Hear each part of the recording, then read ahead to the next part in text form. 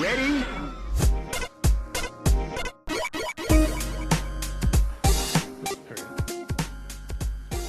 Hello and welcome to Rhythm and Pixels video game music podcast. I'm Rob Nichols. And I'm Pernell. Every week we get together, hang out, listen to some great tunes. Dude, how you doing?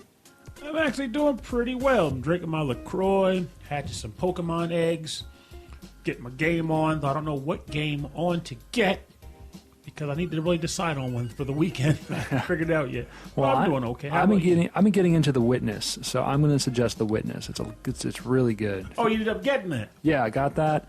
And actually, on Monday night, I made myself sick playing that game because I don't know what's going on. Sometimes, all of a sudden, I'm getting motion sick from playing first-person games. That's weird. Maybe, are you used to playing with, maybe it's because of the TV, the way you have the TV set up? Oh, yeah. It's a larger TV, and I'm closer to the TV in the new house. And also, I just don't play those games. That'll do it. Because that happens. Yeah, I made myself sick, but that's all right. Hopefully it's something you can just adjust to from playing enough. You're like, okay. I think so. I really like the puzzles. So if you want to give it a shot sometime, it's definitely... It's a beautiful game, and the puzzles are really cool.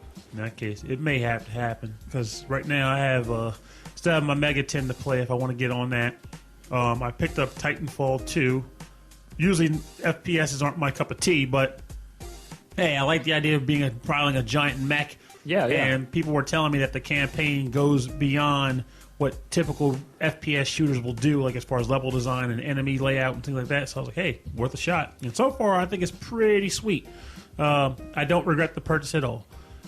Skylanders, on the other hand, you didn't. I broke like a toothpick. There's no judgment here. That's fine. My wallet's doing all the judging I need. It's a painful thing, but I play those too. I've also been playing, of course, a lot more Street Fighter. I finally ranked into silver. So look out. That's a huge... I could not figure out how to get out of the bronze ranks. So now I'm now in silver, scrubbing it up. But you got to be careful, because if I remember correctly with those, you can drop rank back to bronze. Oh, man. And one day, I got, right up to it and then dropped all the way back down to rookie. It just happens. Ugh. And, I'm getting all pissed off and yeah. So, but no, I'm becoming... My proficiency is at a certain level now that I'm not as angry. I see what's wrong and I see what I need to learn and what I can work on. And so I'm working towards, competency. That's a good way to feel. Then basically worry about you're good enough to catch yourself and course correct your activities to advance properly. Yeah, and get back to where you need to be. And unlike Street Fighter 4, I'm picking a character that is stronger. And the execution isn't as bad. I played Abel in Street Fighter 4. I'm about to say, no more grapple fest. Grappling is good. I really enjoyed it, but the so many of the combos in Street Fighter 4, particularly for Abel, his bread and butter combo was a one-frame link. God. So, I would get to a certain point, and then I would just start losing because I couldn't punish. I couldn't do combos consistently because I couldn't hit a button within 1/60th of a second. Actually, that makes me ask a question then. Now I think about it. What's up? Now you're on the PS4 realm. Do you see yourself jumping ship to some of the more recent, more frantic fighters that are out there now, like Blaze Blue, Central Fiction? The new KOF, I'm really interested in. I've been a long time KOF fan. King of Fighters. I do remember that. Yeah. I used to play a lot of them. I used to play so many different games. I want to focus on one because I only play so often. But yeah, we should probably get into today's topic. We should. It's Rob's Street Fighter habit. That's my habit. LaCroix. It's all about LaCroix. Fine by me.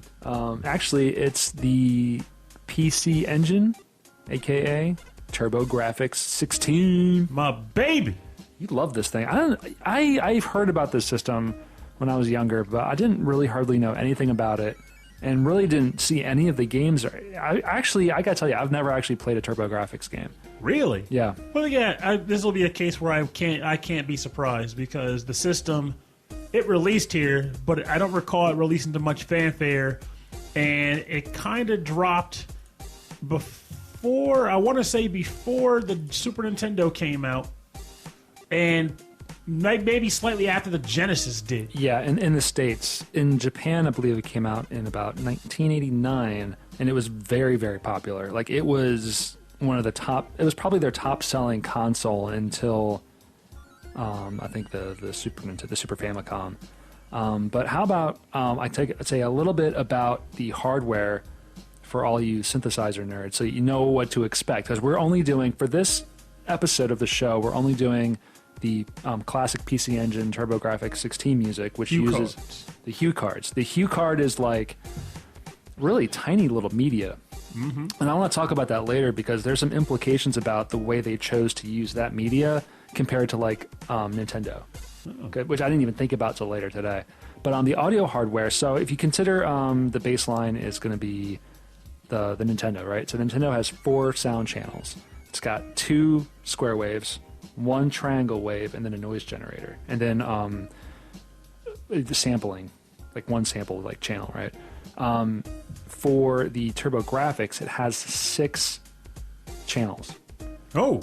Right, so it has 6, and they're all programmable waveforms. So that means it's not limited to just the standard square wave or the triangle wave or the sawtooth wave. They're all programmable. So that means that the composers can use whatever they wanted, though most of the time they just stuck to the standard square waves or the standard waveforms. So that's really interesting. So you're going to hear, and it's I believe it's also a stereo. So we're going to hear a lot of noise. It's going to be a lot of sound. It's going to sound like a bunch of Nintendos kind of like playing at the same time. The first 2 channels are different. So the second channel can modulate the first channel. So that means you can actually have an LFO on the first channel, which might not mean anything to you, but it means you can modulate tremolo or vibrato onto the first channel. Well, how about this? Let's say we kick into one of the tracks, get a bit of a template down. Yeah, let's see if we can. Sound is like, and then you can use that to. Yeah, but see if we can pick out any of that information, and then we'll talk about the tracks too. So. Why don't you start us off? Because you are the Turbo Pro. Oh, shucks, I deserved it. All right, I can do that. I know something that's not usual for me on this show, but I'm doing it today. I am picking a track from a foreign game I have also never played, but it comes from... Yeah, I'll get to that. Anyway, the game itself is called Kaizu Chojin Shubiben Man 1. It is on the TurboGrafx. It's written and composed by Koji Hayama. And the track is just called VGM 1. All right. Shibibu Man. Oh, no. Shibiben Man. Shubiben. Oh, Shubiben Man. Shubiben Man.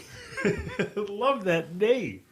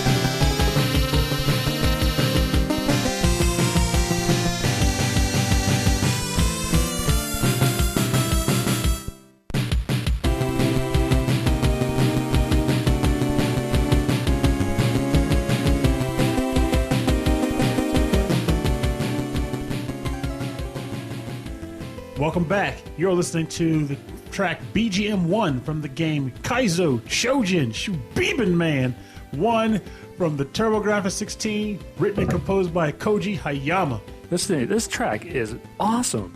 Like I love this song. It sounds really good, doesn't it? It sounds so good. Like there's like 4 different parts to it, and it feels good. This is a feel good song. What a way to start the show. Thank you. Like it was like to give you some context on like why I would have picked that track. They actually have had releases from the series released in the States. And the second game, Shubiben Man 2, was released in America under the name Shockman. And it was sold at Toys R Us, and I would walk by the game quite often before eventually convincing my mom to buy it for me. And the box art made it look a lot like a Mega Man style game, like a charged Buster Shot, robotic humanoids, the works. So I was surprised when it played nothing like Mega Man, except for the fact that you did have a charged shot. It is side scrolling though, right? It is a side scroller. I don't know the story off the top of my head because it gets a little bit weird, but basically you're a humanoid robot man who learns how to turn into a submarine and a ship and a spaceship. But also, haven't we all learned how to do that? I'm still working on it. You're still, yeah. Well, I mean that's cool. We're all learning as adults. Yes, I've already put a hole in my floor trying to blast off. It didn't quite take off so well. So one thing here on this track is sampled drums, and which is pretty interesting because any channel can have audio streamed to it. So between all 6 channels, which could be either panned left or right, can also have sampled audio streamed right into it. And the amount of audio sampling and the bit rate, the quality of the audio, is only limited by the actual CPU of the system. So there's no constraints like within the actual like sound hardware itself. So I thought that was really interesting. And this part right here, I love that snare. I'm imagining like a full band like just getting down with that. So again, it's still like, you know, the traditional like let's sample the drums and then use like, you know, like the other sound channels for everything else. But it just sounds so cool. That lead sounds like a B, you know? I'm not quite sure about the B, but I agree that it sounds freaking awesome. Yeah, it sounds great. Well, it's but I mean, I guess long story short, in regards to the like why I picked this track is only because I guess maybe a year or two ago I was trying to find music from Shockman because I was getting a little nostalgic for it, and then everything I kept finding reverted to this Shubiben Man thing. I'm like, what the hell is that? I'm trying to find Shockman, and then lo and behold, there were 2 other games in the series. The third of which I actually played last weekend for the first time. Oh yeah. The third one was for the Super Nintendo. No, I think the third one actually was released on CD. Oh, okay, right, the Turbo CD. May have been released on CD, but the first and second were HuCard releases. So I mean, I guess it's a fun game series. The music, I think this track is better than any other music in the second game, so I had to go with this. This is just really jamming. good. I'll probably go out and take a listen to the other ones, but let's keep it going. Getting late in the evening, so I want to keep this up. We have coming up for you, the listeners, and you, Purnell. Oh, me too. I'm going a little different here. A little bit more chill, and I'm going to ramp my tracks up in energy level. This is the tavern music from Dungeon Explorer by Tsukasa Masuko for the TurboGrafx 16.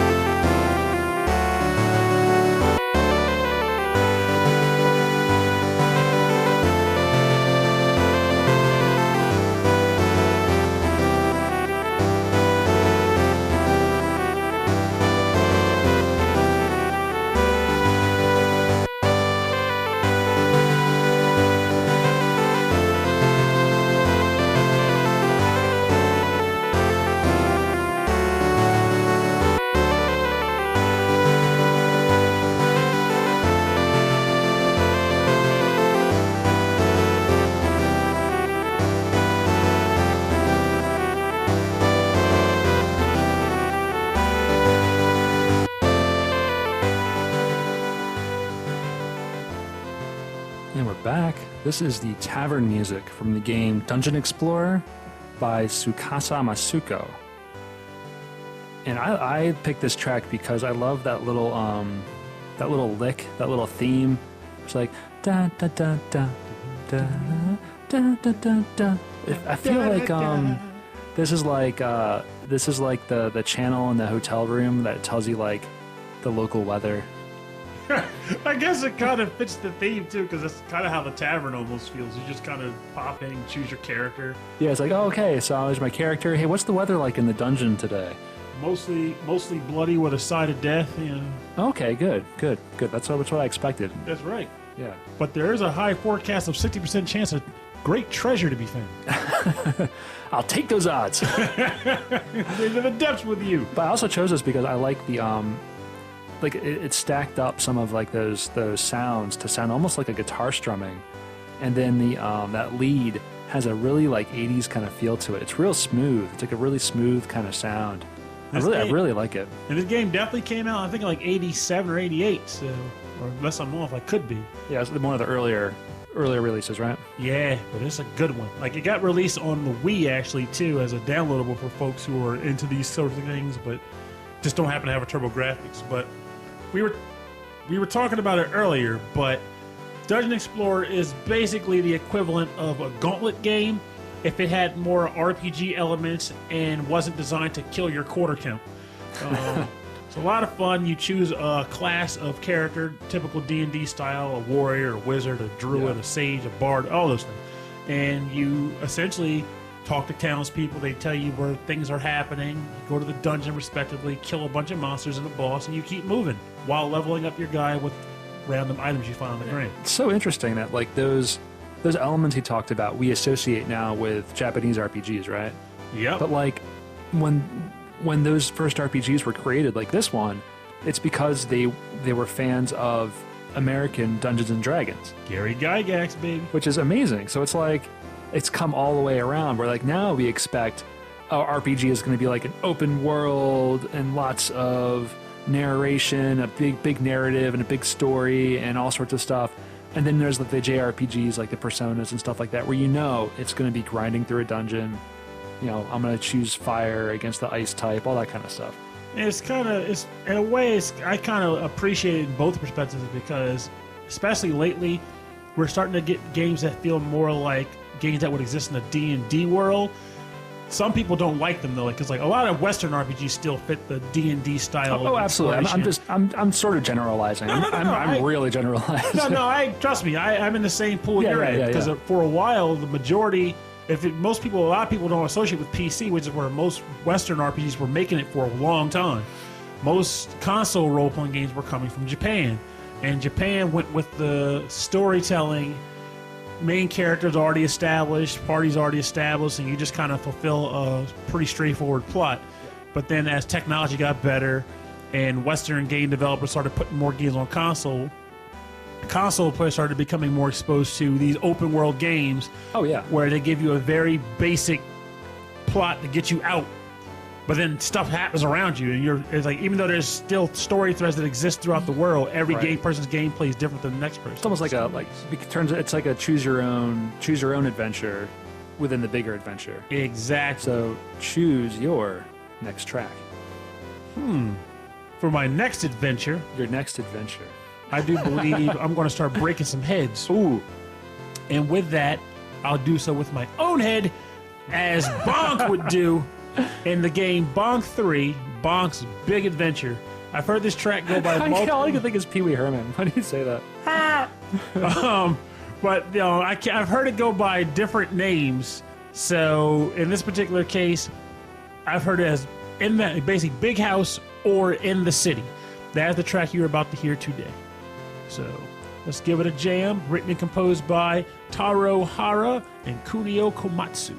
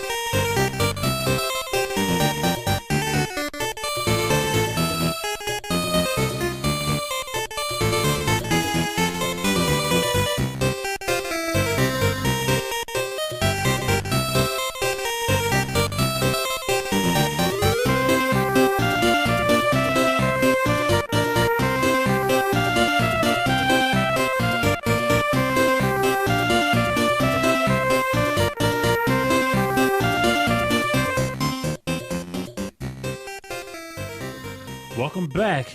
Have a seat as you just got back from listening to In the City, a.k.a.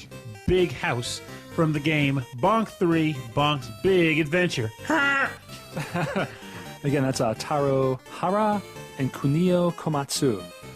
Now, this game, where to begin? Well, back in the day, there was a big period in time where there was a mascot war across all the consoles. There wasn't just a mascot war. There was like a series of caveman games. People wanted caveman games.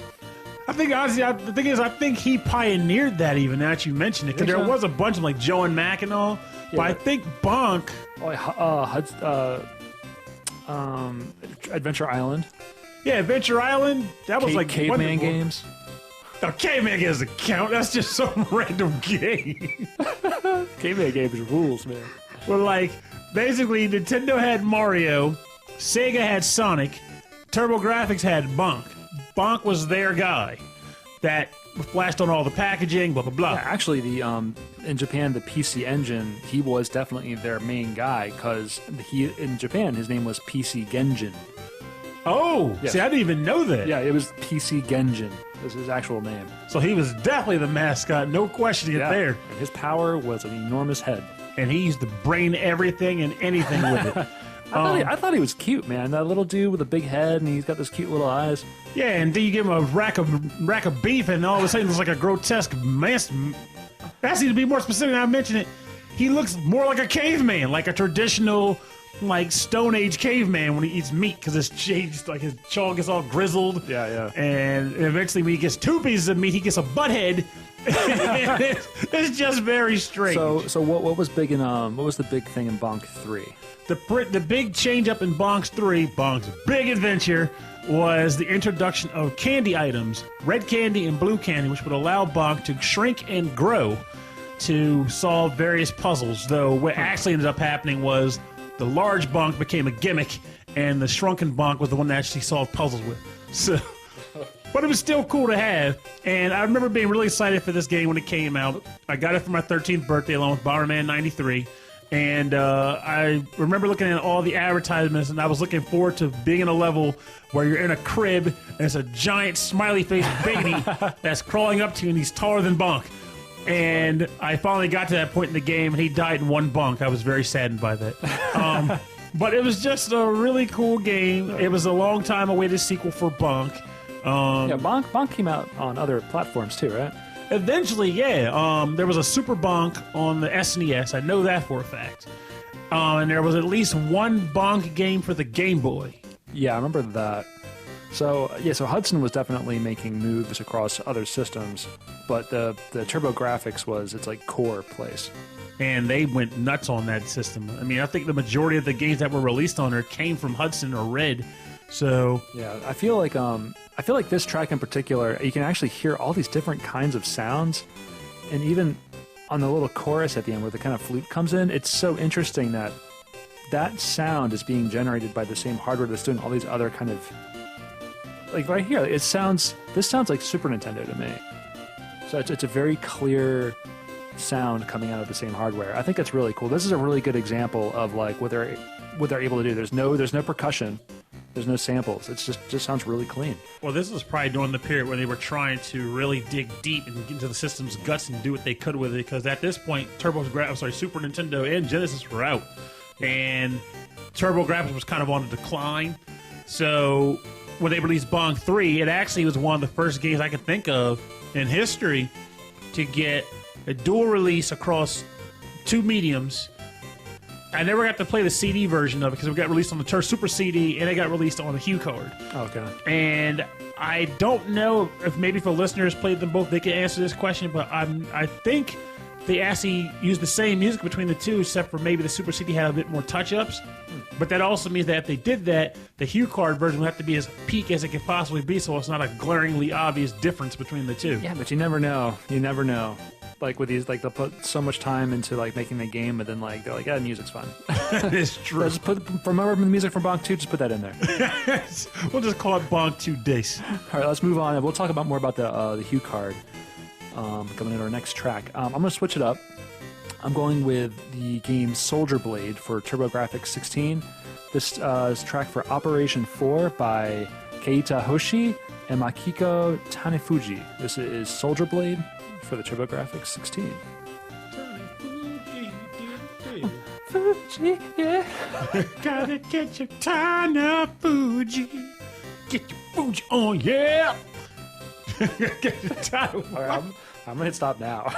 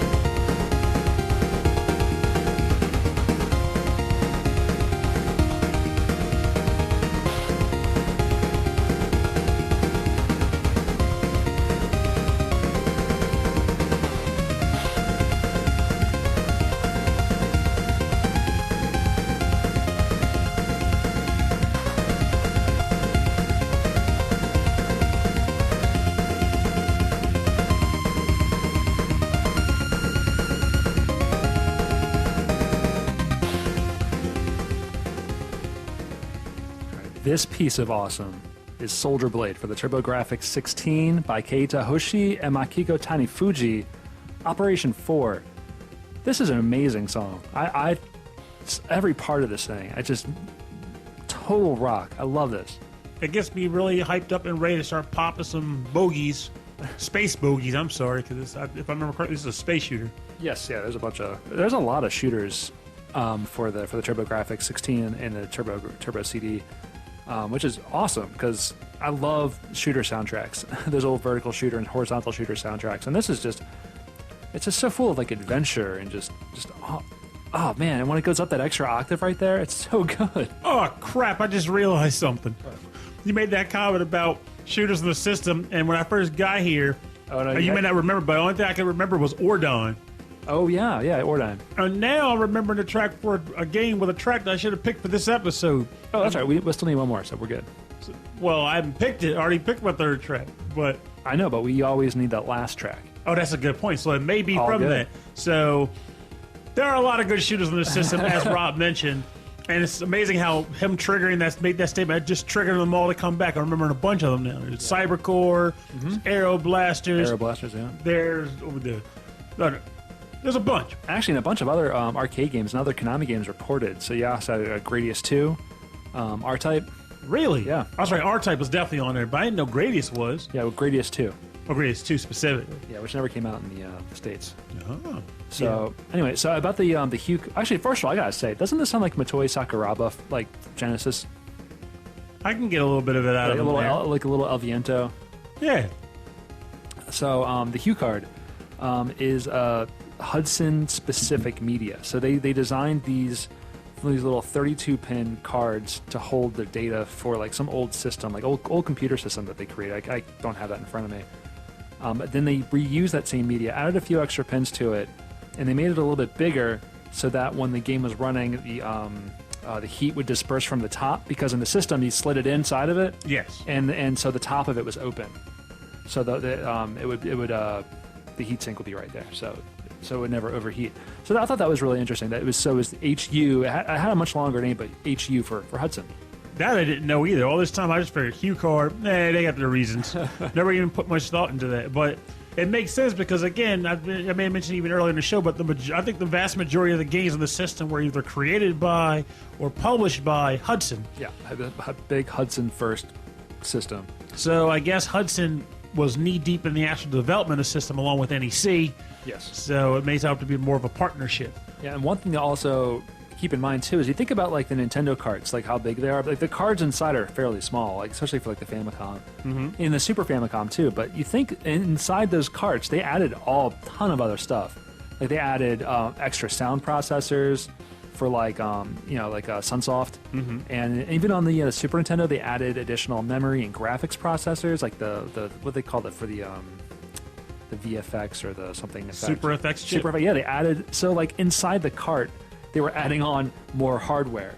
So, but the cards were big enough to do that. You think about the Hue card. They had no option. There was nothing else going on there. Like, there was really nothing they could do because the pins are pretty much predefined. You can't really add more beyond that. So they ended up with a lot of more other systems. So, and we'll talk about more on the next episode because they get into more CD systems there. So, what's your last track, Pernell? Well, the last track I got is from an old favorite of mine. An old favorite that was hard for me to get a hold of in the back in the day, and yet I still have it. And it hits a theme of gameplay that I very rarely talk about on this show. That theme is bonk, bonk, bonk, gutterball, pinball. And the track is from the game Devil's Crush. It's the main theme from the main table. How about you said bonk, bonk, bonk? I did. Balls bouncing off of bumpers. Oh, cool. So, did you see the name of the track? I forget. Maybe. But it's Devil's Crush, right? Devil's Crush. And the track title is just main theme. Oh, I got it. It just plays over the main table while you're bumping bowls. We're gonna leave it there.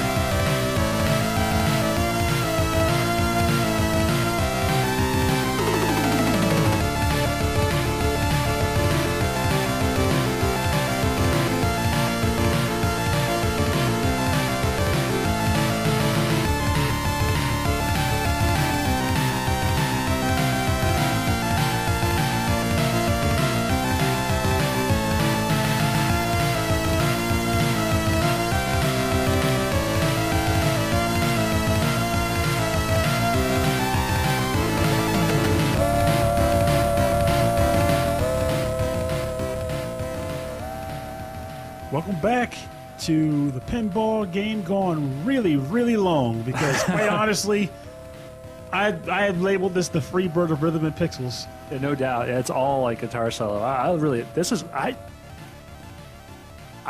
assume that this would have been a Western composer, but this is actually not. This is by Toshiaki Sakoda. Huh. And yeah, really good. This is really, really cool. And the track in question, because I totally forgot to announce it coming back in, the main theme to the game, Devil's Crush. This is slick. Yeah, this is like super like 90s, like everything. It's all like everything. I'm like keep talking over myself because everything about this game screams like 1990s, like teenagers, like heavy metal, like sketches. You know? Oh, you looked at a couple images of the tables, huh? Yeah, it's all like it's metal. This game is metal. Like one of the images, like if I remember correctly, it's a 3-tiered pinball table, and one of the most iconic images from this game that people remember is, I believe it's on the very first level of the pinball table. It's a woman's face, kind of encrouched, like kind of like covered, like kind of surrounded by metal, like a helmet. Yeah. But the more times the ball connects with the face, the more reptilian it becomes, till she's eventually a giant lizard monster that you eventually then smash, and then that becomes a bonus stage. How metal is that, right? Very metal, this game. And there's like different bonus areas on the table that you can find by performing certain acts. And when you enter them, they are pretty much the equivalent of boss battles. And something I never knew until I researched is because, quite frankly, I'm not this good at the game. If you beat every bonus room, each bonus room contribute being a boss room, you unlock the end of the game and actually can beat Devil's Crush. This game has an ending. I will never see that ending because this is not an easy pinball game at all. I feel like there were a lot of pinball games, right? Or pinball video games was like a thing like in the 90s. Well, this did have a prequel called Aliens Crush, which is also a good game, but it's no Devil's Crush. A pinball game has a prequel. Yes. I love it. It's in fact, if I remember correctly, from the collector's market, or just heck, I want to play freaking Devil's Crush perspective, Alien Crush was easy to find in the present day. For whatever reason, though, Devil's Crush was hard when I back when I had to recover this game. It was not an easy find, and when you did find it, you had to pay to get it.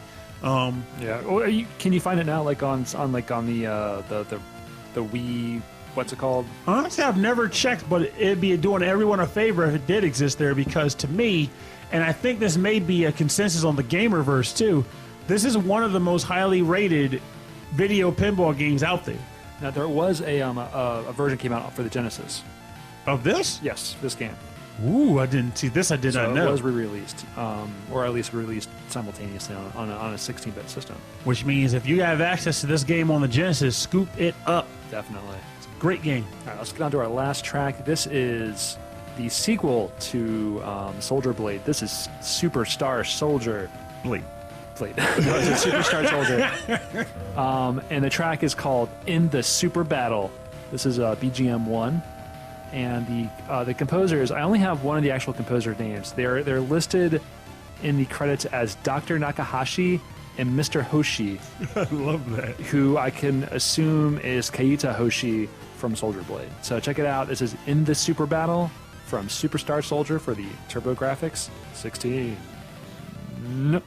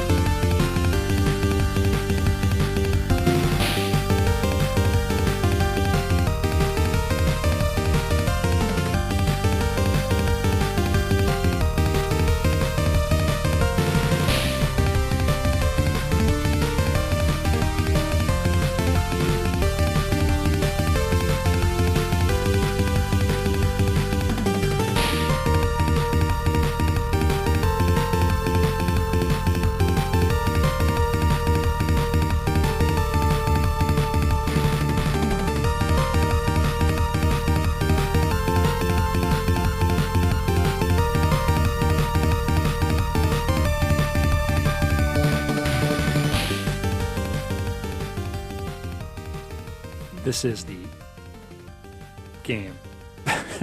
Superstar Battle. No, the track is In the Super Battle from the game Superstar Soldier for the system TurboGrafx 16. And this sounds a lot like the last track. So I have a feeling the composer Keiichi Hoshi was probably the primary composer on this track again. Well, let's be honest, though. We can't hate on that too much when the guy can produce such awesome sounds like these. That's so good. Like, I love that galloping, like, that's so good. All aboard, all atop the Space Horse for a space journey Yeah. of spatially epic proportions. Now, I'm actually, Space. I think I might actually have it wrong. I think Soldier Blade was the sequel to this game. It was like that I think Soldier Blade came out in 92. This is 1990. So I had them backwards. That's all right. Hey, at least you caught it before you were unable to record it, and therefore your mistake would be locked on forever in infamy in the digital internet verse. I'm owning up my mistakes. It's all right. But, but yeah, this is great. I love the there's like a second part that like kind of smooths out a little bit, and then all of a sudden like these the arpeggios of the synth come back through. Kind of want to get back to that part one more time. I just want to get back there and actually try this game at some point now, because I think this got a U.S. release, didn't it? Yes, they both did. And yeah, they look awesome. Like the graphics are really cool, and the music is. This is some of the best. These are some of the best soundtracks I listened to when doing some research for this episode. Oh, these two games? Yeah, these two games. I really enjoy these, but they're probably because they both sound a lot like. Hold on, here it comes. I love this part. Oh, you're looking for you're waiting for that part of the song. Yeah. You were stalling for time. I was stalling for this part. Now, flying through space. Ooh. Here comes the arpeggio. So this so good. Then the space Cyclops comes out with a space club. He's going to eat your space soul. Now I got the power. Space power. All right. Okay, so yeah, this week we don't have a bonus round for you. What? No. Because we got to record things a little bit quicker, so it's a little bit of a shorter episode. It's basically, to put it in perspective, there's a lot of crazy busyness going on in our lives for the next week, so it just made more sense to just produce shorter yet equally awesome episodes, just to get us some content that you guys can listen to that we can enjoy giving out. And the next time, yeah, but hey, let's give them one more track. I'm in for that. All right.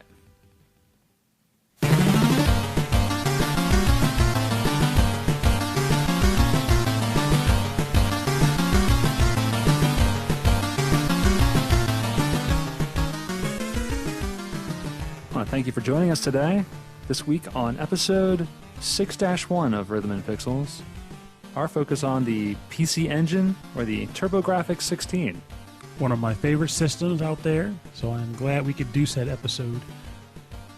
So some things we didn't mention on the episode. The system only has one controller port. So you don't have any friends. Actually, I certainly didn't, because I never went out and bought a Turbo Tap or a Duo Tap. Yeah, so you had to have an adapter for that. The controller only had, 2 buttons? Yep. Basically, it was, aside from the turbo dips, it was pretty much identical to the NES controller and design. It was a little bit larger, of course, so I'm not referring to like size and stuff. I'm referring solely to button count and functionality. There was a Arcade Perfect port of, not Arcade Perfect, but it was a very, very good port of Street Fighter 2 that came out for the CD. Yeah, I do remember that. It was one of the Swan Song games. They announced it in TZD. Yep, and they released a 6-button controller for that game. So that's pretty cool. Probably required that multi-tap thing. At that point, yeah, well, I mean, to play 2-player anyway, but I'm guessing the controller would have worked fine. Yeah, probably. Anything else? Oh, there was a handheld system that used the exact same media as the console system. Remember what that was called? Turbo Express. Turbo Express. It also took 6 batteries. Yeah. Wow. 6 A's, or double A's, I mean? I think it was 6 double A's. That's insane. And it also had an adapter to watch TV on it, like on the Game Gear. So, TV tuner. Pretty insane. And that's what I thought was funny, because when the Nintendo Switch came out, there was a group that I'm in that are basically composed of a ton of old school people, game players. And people were trying to, put the hipster card up and beat it to the punch by saying, this has so been done before. And they pointed out the Turbo Express. I'm like, no, The Turbo Express and TurboGrafx relationship was nothing like the Switch at all. But just because it wasn't doesn't mean it wasn't friggin' awesome. Yeah. Having access to playing your games on the go or at home was really nice. It's great. It's a very forward-thinking idea. Yes, it was. And also very expensive. Also, which is why I didn't own a Turbo Express. Yeah. Because I couldn't afford that thing. I was happy enough to have the Duo that I did have and the TurboGrafx, which I originally had. So it's such wonderful stuff. I'm glad I could actually have this episode to get nostalgic with you. Yeah, I've been wanting to do it. I've been wanting to get into this music. But hey, we're going to get into some more TurboGrafx music because next week, check us out. We're going into the TurboGrafx CD or the PC Engine CD ROM. ROM. You'll have to explain that on the next episode, too. We'll get into that. But for now, hey, if you want to contact us, let us know what you're thinking. Hey, if you have any questions for us, we'd love to hear from you. Send us an email. rhythmandpixels@hotmail.com. And for a full track listing and more information about the show, please check out the website. rhythmandpixels.com. You can check us out on Facebook, Twitter, Instagram, or YouTube at Rhythm and Pixels. Hey, and if you're feeling generous, check us out on Patreon, patreon.com/rhythmandpixels. We just do this for fun, but hey, if you're feeling generous, check out that webpage. And one more thing, don't forget, if you like the show, subscribe to us on iTunes or Stitcher or Pod Blaster or wherever you're getting your podcast from. It helps us out and it helps other people find the show, and it all goes towards other people finding this great music. That's what's up. And also, just I gotta say this on the episode because I'm excited about it. For those who know what Pokemon is, I just got a shiny Pharaoh seed, and I am very happy about that. It took me 2 weeks to get it. I am glad. Turn it up. All right.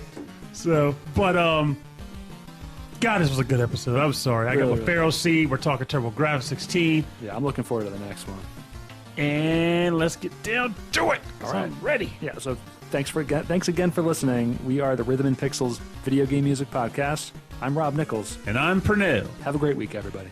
Good night. And remember, I'm not going to get political on this thing. No, that's not what we do. Yeah, I'll do it. But what all I'm going to say is this. There's a lot of turbulence going on out there right now. I say display love to everyone you care about, big or small, regardless of where, because the world needs more love right now. And the more love you can put out there, the more positivity can come from that. And that's all there is to it. So, there it is.